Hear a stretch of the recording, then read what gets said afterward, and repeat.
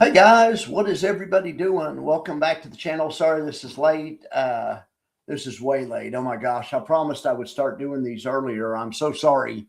And this is the closed-end fund edition. The person that I promised I would start doing these earlier for is most interested in closed-end funds. So this is a double FU to that person. Anyway, it's not on purpose. I can assure you that. It is not on purpose. All right. So, but let's skip with the pleasantries and let's get right in the middle of it since it's late at night. All right. So I think Claude did a good job today. I checked it really quick. We shouldn't have any problems. All right. So let's start with the highest yield. This isn't really yield. It'd be more aptly called the rate, a current rate of, I don't know if it actually is the trailing 12-month yield if it's been around for more than 12 months. But if it's been around for less than 12 months, it's more like the current rate. Anyway, all right.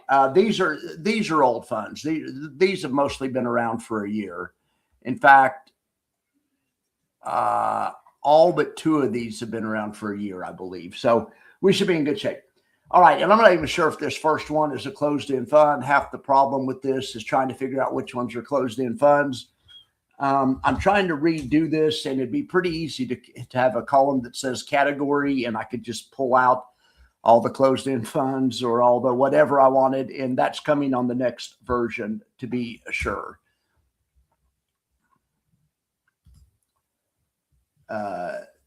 So EHY, is that what I was going to, I guess that's what I was going to check, but yeah, EHY sounds like one, but I wasn't even sure. No, this is not a closed-end fund. This is the Amplify Ethereum Max Covered Call ETF. Anyway, ignore that. My apologies. SWZ, this is a closed-end fund. So SWZ is the Total Return Securities Fund, and this is the fund with the worst website in the world. Now, I know there's one from First Trust is giving it a close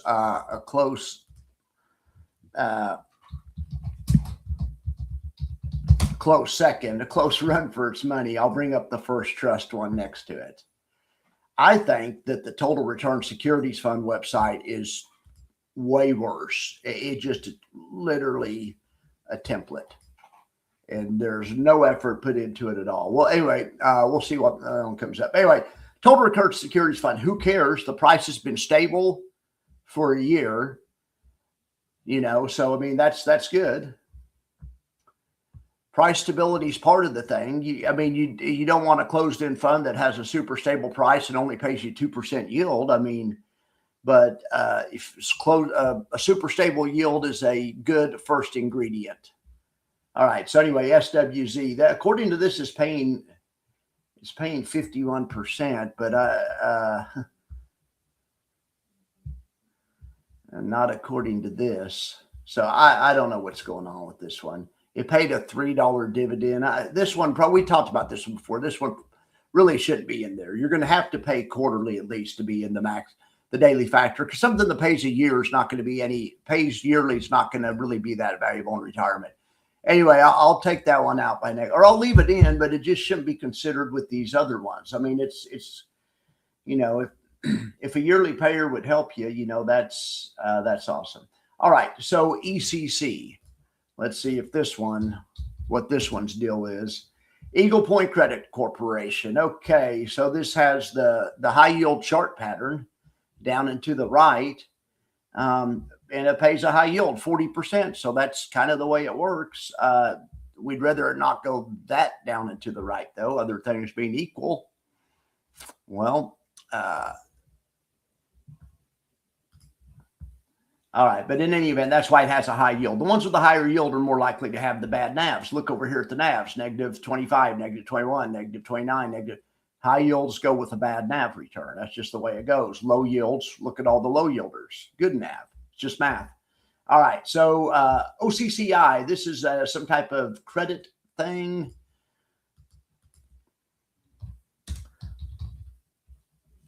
OFS Credit Company. Whatever the heck that means, it pays monthly and is paying at about a 42% rate. So this could help you in retirement. It goes down and to the right also. to be sure. It's bled off about half of its NAV this year, so that's not good. Not good at all. I don't think that one's going to win. All right, so next we have CCIF. This is the Carlyle Credit Income Fund. I always mention Carlyle's a blue-blooded private equity firm off the East Coast. Of course, they're all out there, but they have several members of the Bush family are on the board. I've heard in other old money type families. Anyway, why does this chart look the same as the last chart? Or it looks almost like the charts are looking the same. I mean,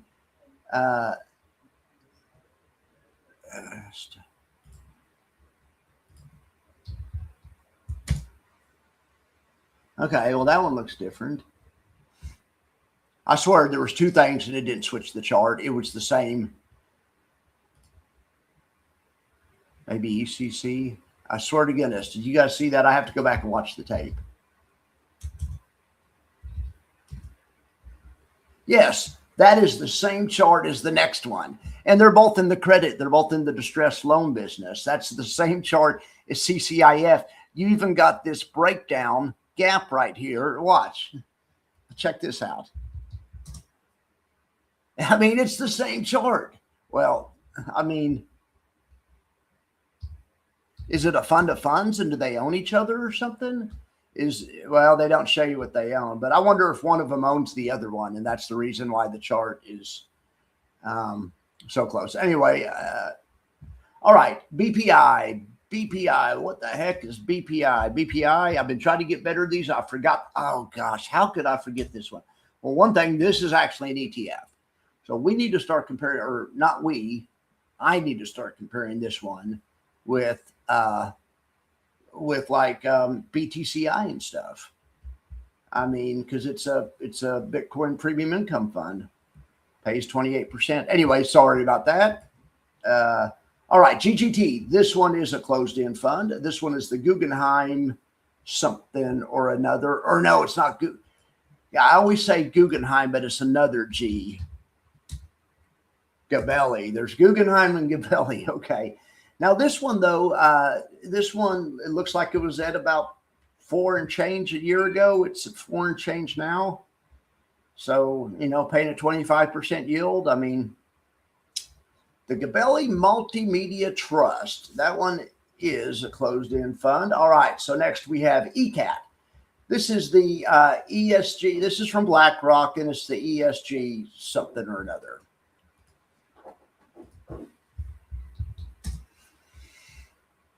The ESG Capital Allocation Term Trust. Now, this one has actually had NAV that's appreciated a little bit. Of course, it only pays a 23% yield. That's part of it. As we get into lower yielding ones, we're going to have better NAV just because of math.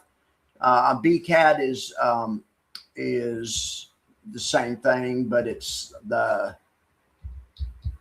has one difference in the word. I don't even know what the difference is. I guess the other one was the ESG version. So I guess this is the non-ESG version. So whatever, it pays 22%, and its NAV over the past 11 months or so, it looks like is doing pretty solid. It looks like it went from about 13 and change to about almost 15. That'll work. GOF. Now this one is the Guggenheim Opportunities Fund, right? Or is it the Gabelli? No, Guggenheim Strategic Opportunities Fund. All right, and this one is a good performer, but it had some kind of problem in late October. It's almost like they were all in on Bitcoin or something, because that's about the time that or meme stocks. Maybe Guggenheim thought there was a strategic opportunity in meme stocks, but from mid-October until today has been a terrible time for meme stocks. And here's the proof of it. I just pulled up another meme stock ETF. This one doesn't even pay a yield, so it doesn't have anything to do with the yield. Meme stocks are out. I mean, they're out right now. I mean, maybe they're coming back into fashion, but meme stocks are so 2025. All right. Well, at least I'm getting to know some of these names better. FSCO. So I don't know this one though. I do know it's a closed-end fund. The FS Credit Opportunities Corporation, probably more distressed credit, where they buy back, what some people think are bad loans, and they can, manage them and hopefully try to extract some alpha from them. I would imagine that's what they're doing if we read the prospectus, but we'll just, you guys are just going to have to trust me because I don't want to read the prospectus right now. Let's look at the website, though. That's actually a good website. I mean, why can't those other companies make a website like this? I mean, part of the battle is the website, right? Okay. All right. So that was FSCO. Next is the River North Opportunities Fund. And now this one has been doing great lately, and you're going to see that on the chart. It's on fire. It's held by another ETF, a PFFA. Does anyone have that one? That's called the Virtus Infracap, whatever that means, U.S. Preferred Stocks ETF. But this one has been doing well. It pays monthly, and it's paying at the rate of about 1% a month, a little bit more. So if that could help you in retirement, this one has been hot lately. Let's get a longer term view and see if it's decayed over the longer term. And of course it has. It's an income fund though. That's you're going to find that on virtually all income funds. So, because just think of that. 12% is missing every year, 26, 2017, 20. So you have, all that is missing, and it's gonna put a hurt to the NAV. Now, all things considered, the NAV of this thing's gone from 18 to 12 over the course of, 10 years. That's not too bad. You can still have a positive total return, but actually they don't have a 10-year positive. But this doesn't factor in dividends though. This is the NAV performance. But so yeah, they still aren't ahead after 10 years. Okay, well that, let's see here. But point is they're doing well lately. So that's why they're hitting the scanners. They have momentum. All right. So then we have FAX.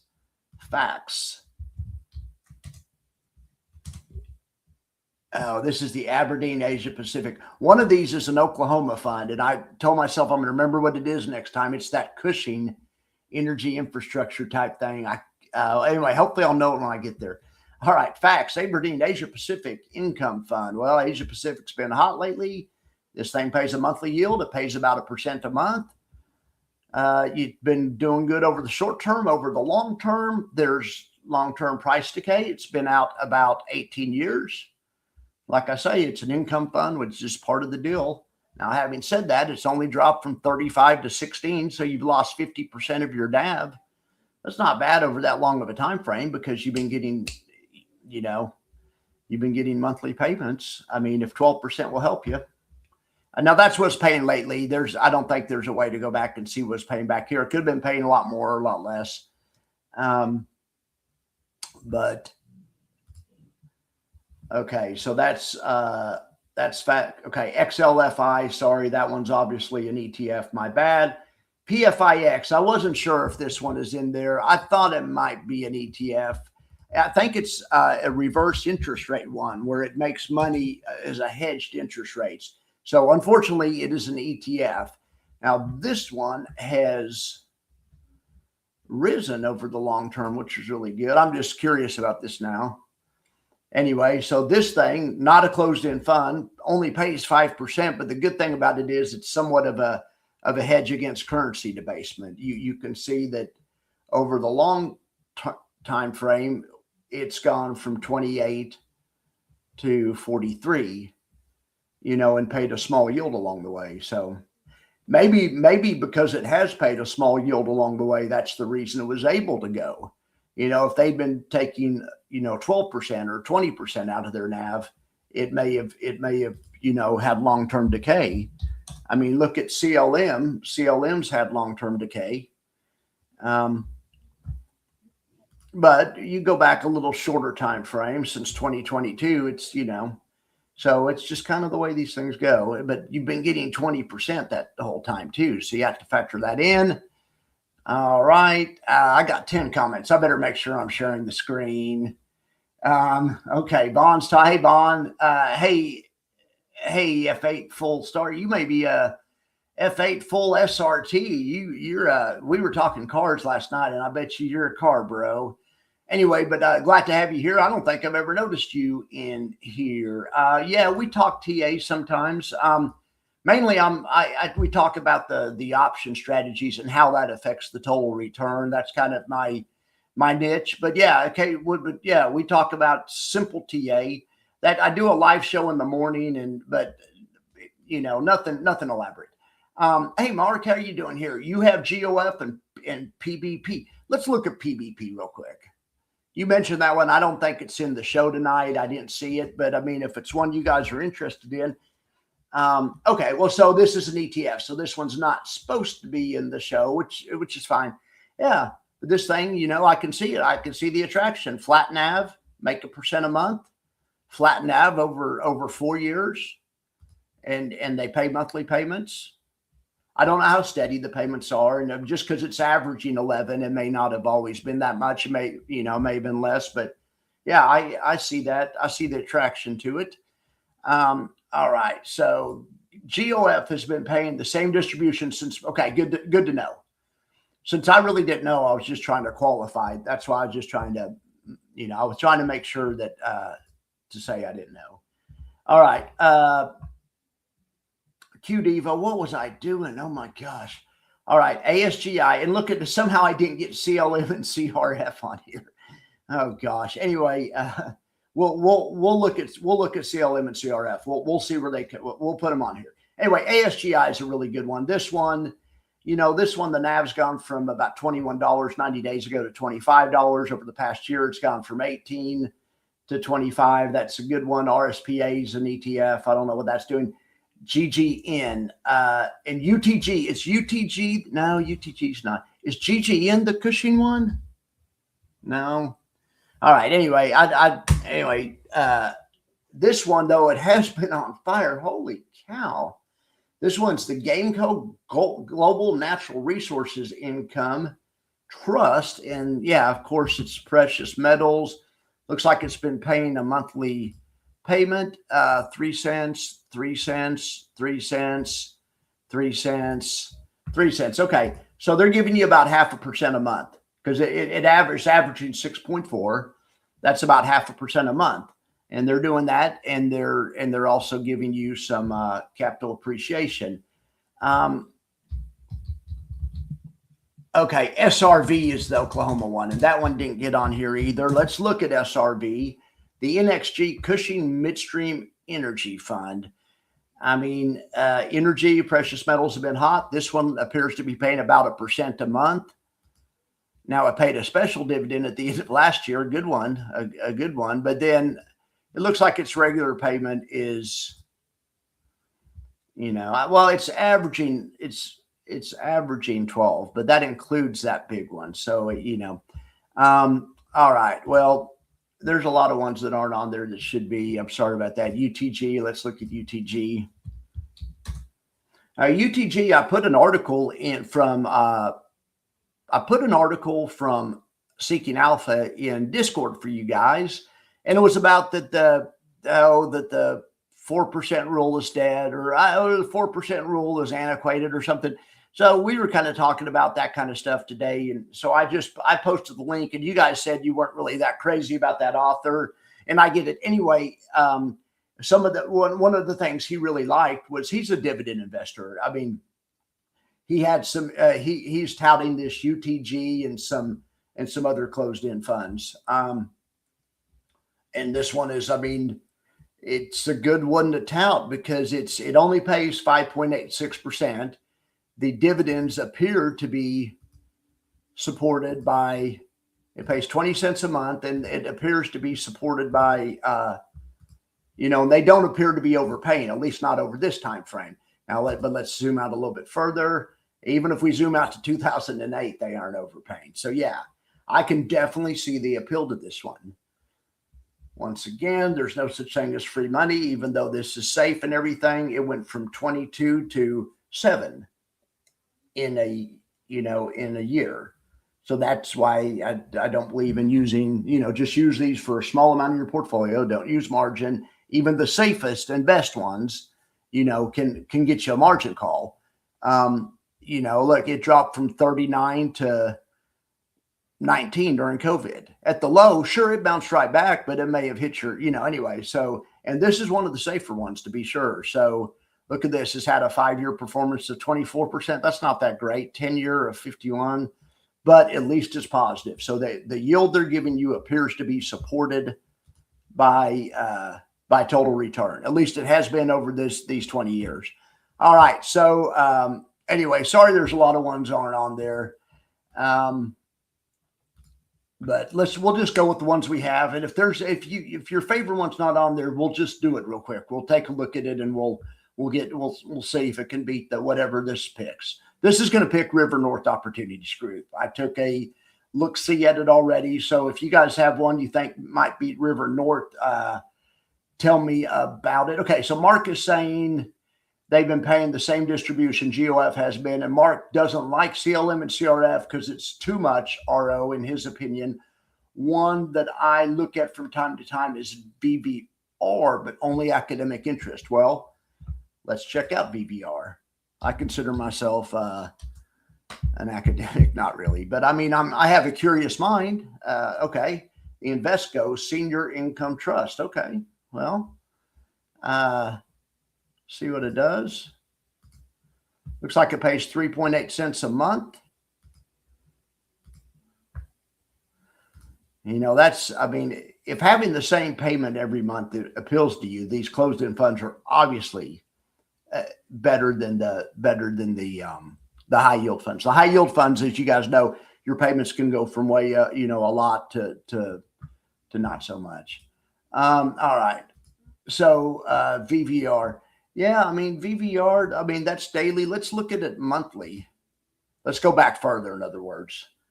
Yeah, this one goes to 2008 too. A lot of these are long-term. And this one, heck, this has been great long-term. It's dropped from 6 to 3. Who cares? If you've been making, because it's like an annuity, your principal's decreasing just like it does an annuity. But if you need the income, and, hopefully the 13% yield a year is enough to have positive return, even though you drop from 6 to 3 over 20 years.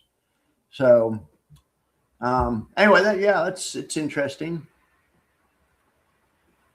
All right. So let me take that off the screen so people can see better. Okay. So let's get back to the factor. Let's see which ones are the safest, the most stable. Okay, it's River North Opportunities Group, and this one won last night. Super stable. It's paying a yield. The yield's supported by, this one's, then FAX is also super stable, and so is, RSPA is not it. Anyway, so let's look at RIV and FAX, but let's do a different experiment.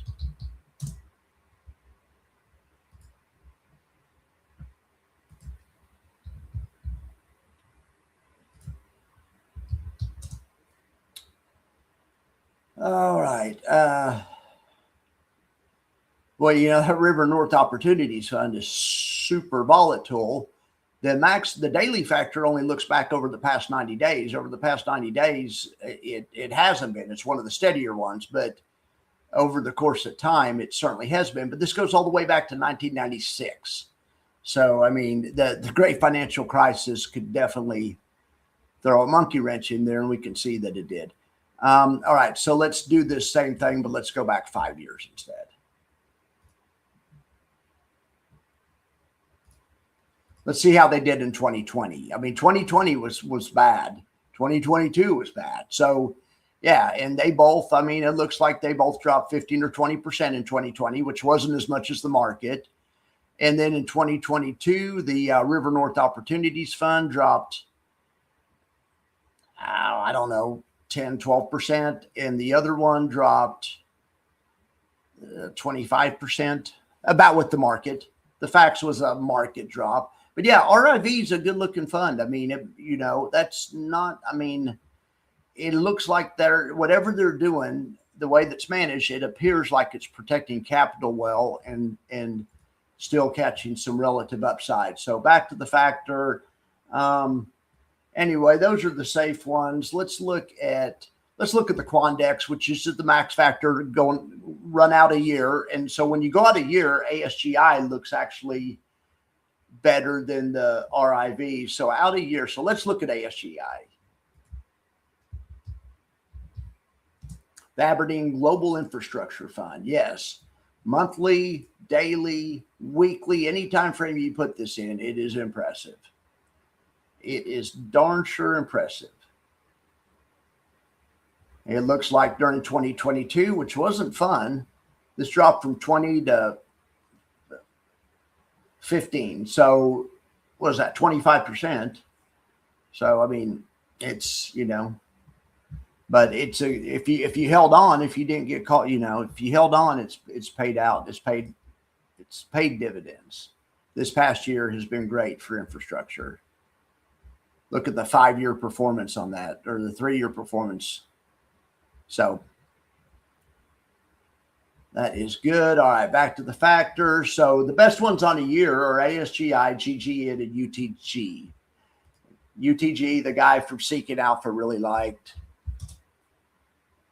I mean, yeah, and I get it. I mean, especially lately, it looks like it's impressive.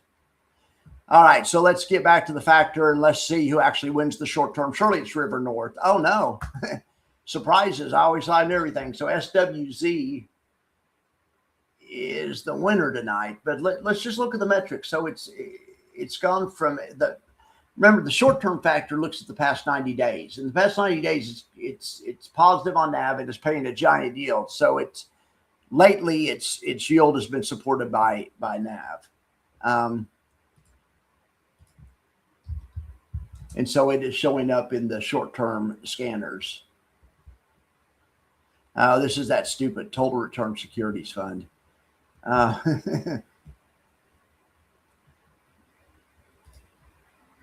All right, so first place in max factor, SWZ. Second place is River North Opportunities Fund. Third is actually BCAT. But BCAT, actually, you look at a quarter, you look at a 1 year, it's green either way, not even factoring in yield, not even factoring in the dividend. It's green just on NAV. And then it's great total return for 1 year. So I can see the case for that one. And here's that FAX. It's doing well. So anyway, the winners tonight, the top 5 are SWZ, RIV, BCAT, FAX, and ASGI. Sorry about the ones that didn't belong in here, but let's look and let's make sure that CLM doesn't go in there. So let me go to the database. Gosh, now I have to find it. All right, so, or we can look at CRF, CLM, whatever. CLM's the first one I saw, so that's what we're going with. Okay, paying 20%. NAV has gone from 8 to 7. It's not going to win first place because the NAV's negative. It's not going to beat those other ones. It's possible for one with negative NAV to beat one with positive NAV, but it's extremely hard. The most important thing you have, especially when you're trying to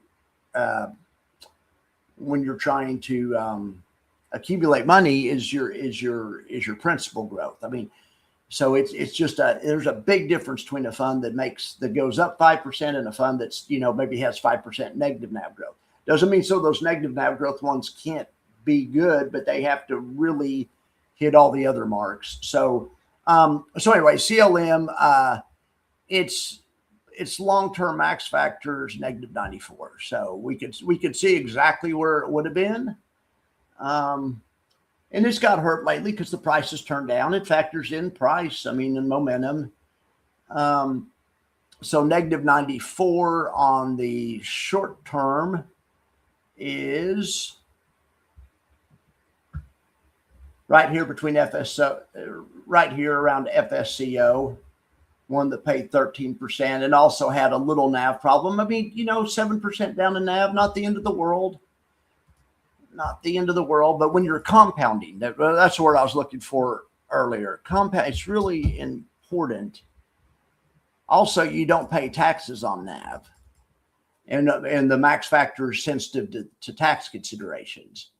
Because if NAV goes up, you sell it when you're retired. That part is not your income. It's a different, so CLM, or it's deferred. It's tax advantage to be for it to go up and up. Anyway, so since 2022 though, FSCO has dogged CLM. So now let's look for the past quarter and I like to check in on the max factors. It is a metric, but I'll go look at what the metric's pointed at and make sure that if it's saying what I want it to say, that it's picking ones that are safe or that have a good mix of qualities is what I'm looking for. A good mix of attributes, let's just say. Okay, so over the past quarter, you can see, 11, 12, 1, 2, yeah. It's just been kind of a rough quarter for either one of those, and that's why they're ranked a little lower. But, remember, the max factor only looks at a quarter. If you want to go back since the beginning of time, we can go back here to 2002. And as far back as FSCO goes is 2022. So let's just dump FSCO and put in a little, what's another closed-end fund that's been around? Has River North Opportunities been around that long? Yeah. Okay. So we have a comparison.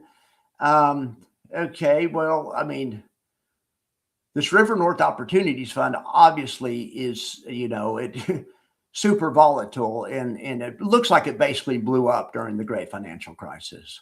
It looks to me like it lost 99% of its value and basically blew up. So anyway, that's maybe not the best comparison. So let's look over here.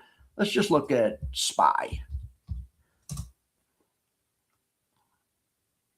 Okay, so, going back to 2002, CLM is dividends not reinvested. It's only made about 2.85% a year, but you're taking income off it, the income capture upside. So, that's somewhat expected. Going back to 95, I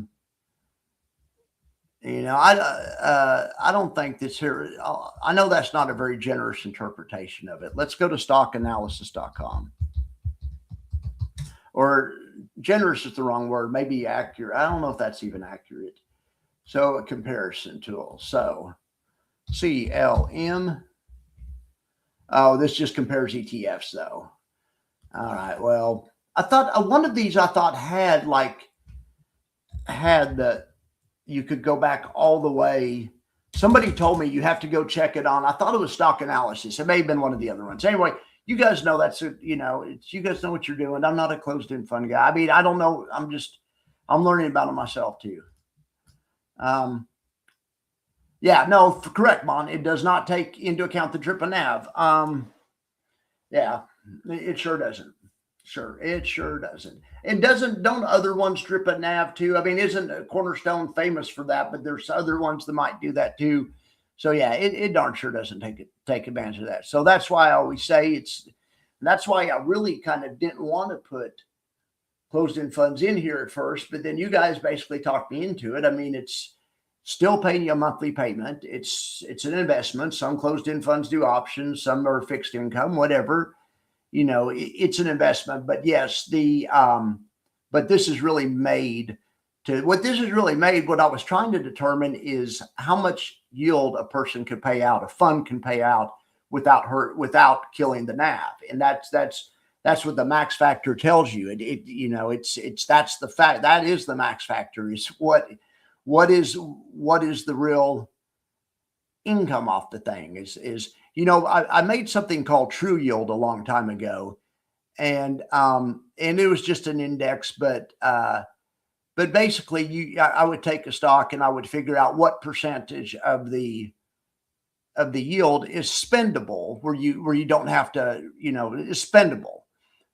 because everyone knows on these ones that pay that high, that you're going to be in trouble if you don't reinvest a good portion of it. You don't have to reinvest in the same fund, but maybe you take it out and put in another fund. But you can't just cannibalize yourself taking 100%, a year and thinking it's real income. It's not income. It's part income. Maybe 10 or 15% of that's income. Maybe even 20%. The rest of it is just is just you cannibalizing your account. So anyway, yeah, I'll try to, but yeah, I hear you on that, Bon.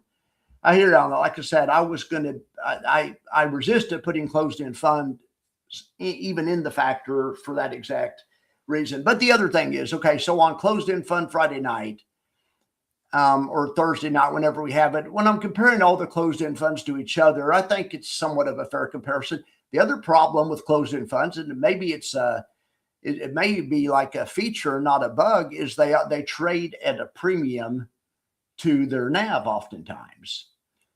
So now, but this figures, but I think that's figured into the return of this. But lots of times the NAV price is way different than the AUM price.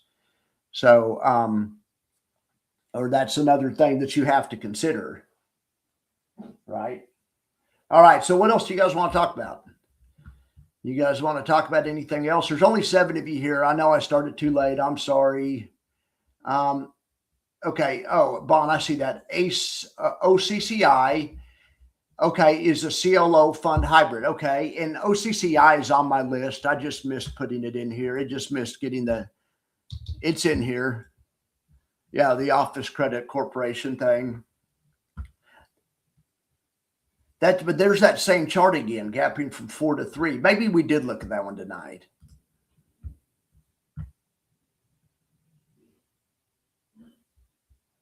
I'm sorry. Yeah, we looked at OCCI tonight and CCIF. Those were the ones that have the same chart. What is going on here? It's the same chart, basically. The gaps 3 days ago, the same place, about the same magnitude, gapping from 4 to 350. I mean, it's crazy. All right. And Bond saying also on path for, who's on path for a reverse split? Oh, ECC. Yeah, I hear you. You know who else is on a path for a reverse split, don't you? Every fund that pays more than 50%. Eventually,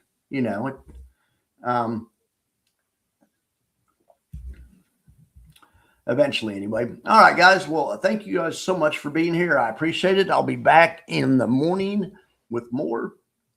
And until then, remember, not financial advice, all that good stuff.